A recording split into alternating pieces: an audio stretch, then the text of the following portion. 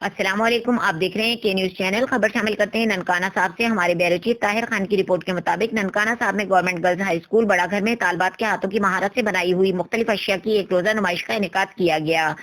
سی E O education authority Javed Iqbal Babar نے نمائش کا افتتاح کیا۔ اس موقع پر district education officer Muhammad Ashraf Malik, Shahida Sohail, deputy district education officer میل رانا، محمد ارشاد، اسکول کے پرنسپل سائرہ سردار، طیب اسلم اور اقرا منور سمیت اسکول کے اساتذہ بھی موجود تھے۔ C E O education authority Javed Iqbal Babar نے دیگر مہمانوں کے ہمراہ نمائش میں مختلف کھانے پینے کی اشیاء، طالبات کے ہاتھوں میں مہارت سے بنائے گئے ملبوسات، مختلف شخصیات کے تصاویر اور سائنسی اور معلوماتی ماڈلز کے اسٹالز کا معائنہ کیا۔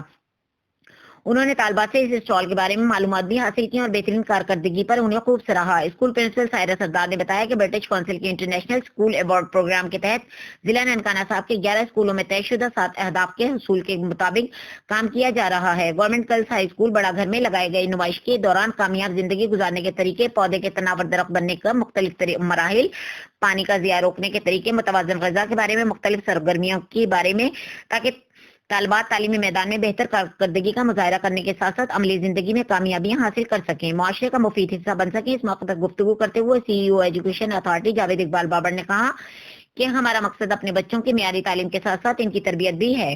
برٹش کونسل کے تعاون سے ہونے والی ان سرگرمیوں میں طلبہ اور طالبات کو مختلف مضامین کے عنوانات پر عبور حاصل ہونا چاہیے۔ اپنی عملی زندگی میں ایک کامیاب انسان بننے میں بھی بہت مدد ملے گی۔ انہوں نے نمائش کے دوران شاندار کارکردگی کا مظاہرہ کرنے پر اسکول کی پرنسپل سائرہ سردار کو، کوآرڈینیٹر طیب اسلم، اساتذہ اور طالبات کو خراج تحسین پیش کیا اور امید کا اظہار کیا کہ وہ شاندار کارکردگی کا یہ سلسلہ آئندہ بھی جاری رکھیں گے۔ بعد ازاں سی ای او ایجوکیشن اتھارٹی نے اسکول میں یادگار پودا بھی لگایا۔